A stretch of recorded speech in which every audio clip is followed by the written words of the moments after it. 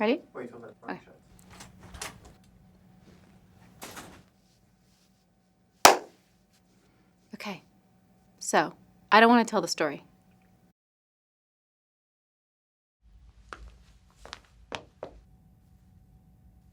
So, this Mandy telling the story thing isn't working. But basically, here's what's going on.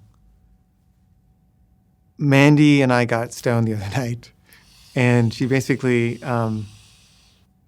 confessed that she was obsessing about this other guy that lives on our block. His wife died a year ago, and he's got 2 kids. And Mandy's mother died and committed suicide. And Mandy feels like, I think, protective towards the children, motherless children. She feels she wants to, help them.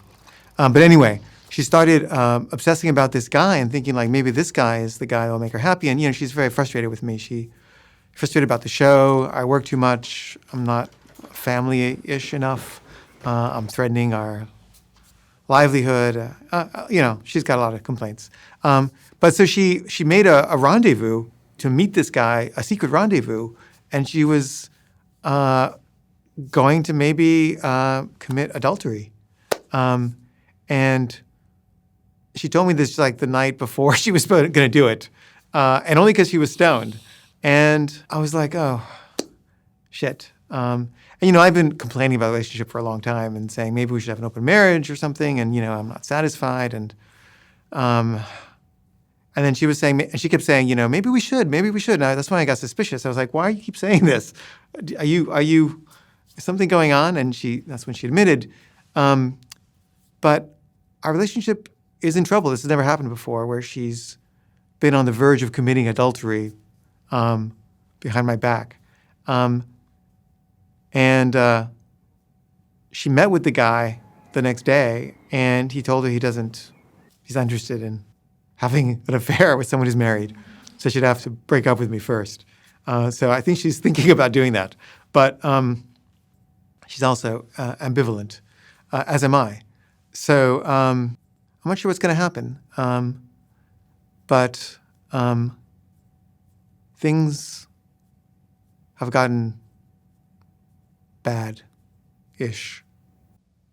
So, the other night, Mandy and I got stoned, and we had this conversation, and Mandy said to me, The reason why I am obsessing about, leaving you, basically, and having, other relationships is because I feel like I can't tell you anything without it going in the show. I mean, I feel like I can't be intimate with you. the show is who I am. I mean, it's like a perfect expression of me. You're asking me not to be me. Well, you're going to have to choose between the show or our family, because if you continue to put everything I tell you into the show, I can't be with you anymore. And basically, she gave me an ultimatum. She was like, either you take me out of the show or we break up. And I thought about it, and I thought, you know what? I don't know what life is for. All I know is that I feel compelled to be honest about these things. And the idea of not being able to do that feels like death.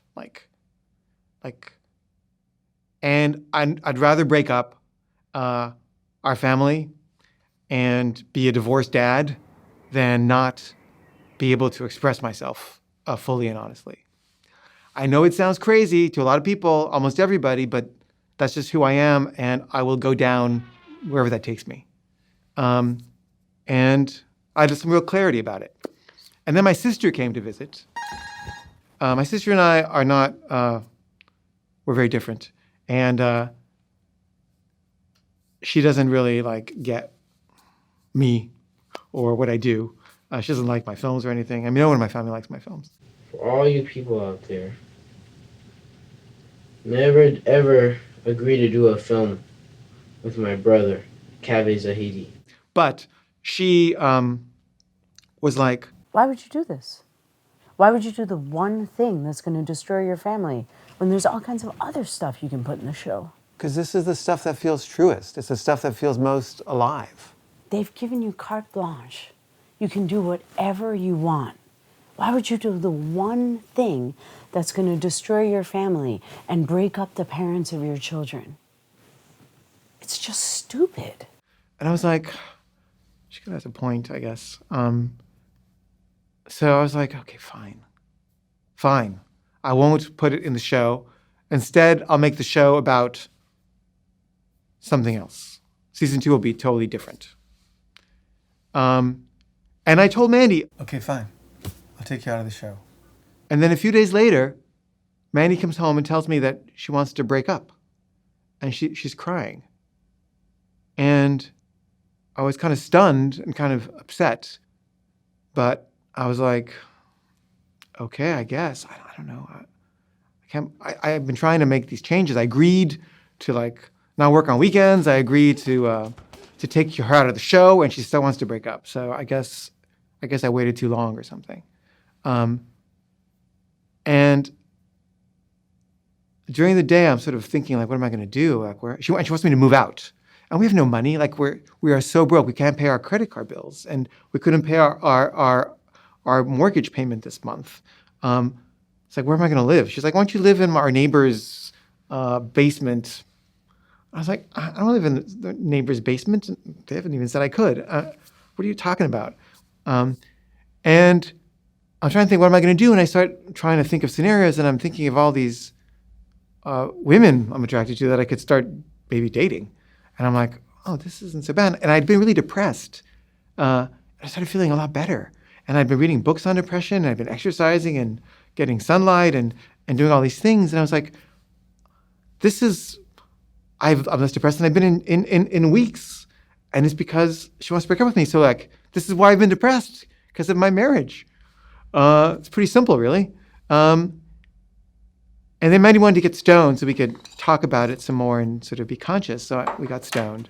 And while we were stoned, she told me that she had actually made another secret rendezvous with this guy, and that she was in love with him, and that she wanted to have an affair, but he didn't want to have it unless she broke up with me. So she was breaking up with me so she could have an affair with this guy that she met 2 weeks ago. So anyway, she went away for a few days to think about it. And I'm thinking about it, but I'm kind of excited. Like a whole new life opens up, and I'm in a good mood, and I'm getting work done, and I'm feeling really productive, and things seem meaningful again. Things that seem meaningless, and now they seem meaningful. And then I got this email from this woman in Viceland.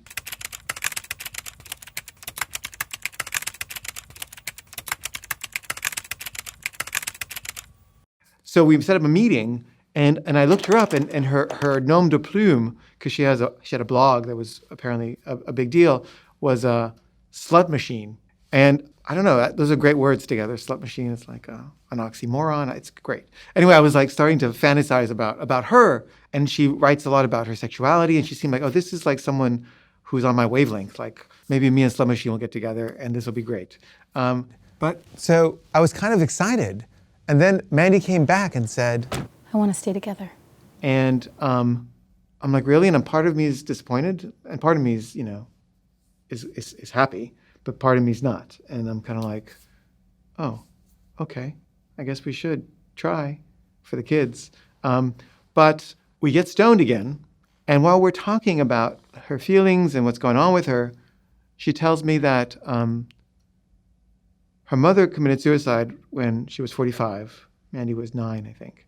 And Mandy's 42 now, and she's afraid that she's going to kill herself when she's 45 also, like her mom.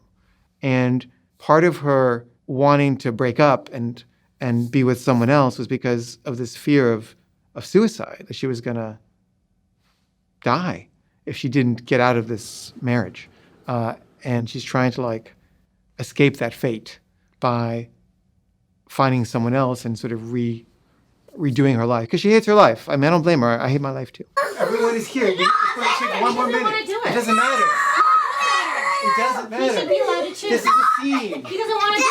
I know, he's a kid. He doesn't want to do it. So we have the meeting at Viceland, And Aziz wanted to come, and I kind of didn't want him to come because I wanted to be just alone with Slut Machine anyway.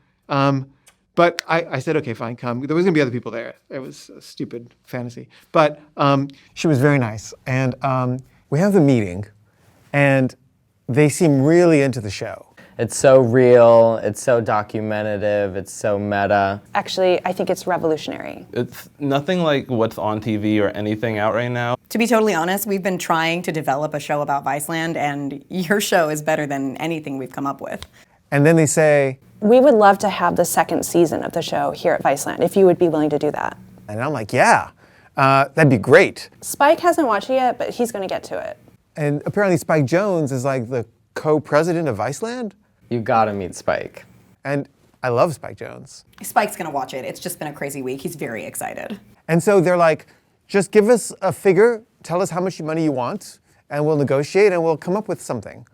So Aziz is like, That meeting with Viceland was incredible. I really think they're serious. I've never had a meeting like that. so how much should we ask for? I think we should ask for $175,000 for each episode of season 2. You think that's too much? No, it's Viceland.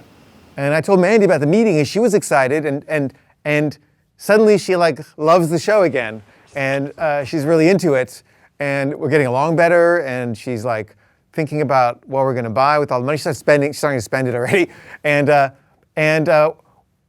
we're not hearing back from Viceland, and so I'm starting to get nervous, and I email Slub Machine.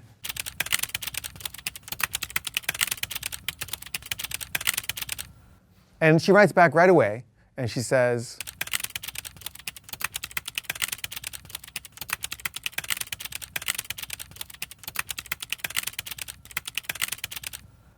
and I'm like, cool, Spike Jonze loves the show. That's great. And so I'm feeling better, and the Christmas holidays happen. And then the day comes when I'm supposed to hear back from Slub Machine, and I don't hear anything. And I wait a few days, and then Aziz gets a call from Viceland. I got a phone call from Viceland, and they want to have an off-the-record meeting. Meaning what? Meaning you're not invited. Why not? Because whatever they're going to say inside the meeting, they don't want you to hear, and they don't want it in the show. So that's doesn't sound good, but still hopeful. Like they still want to meet. But then they reschedule the meeting, and then they reschedule it again, and then they reschedule it again. So at this point, I email Slub Machine, and she gets back to me and says,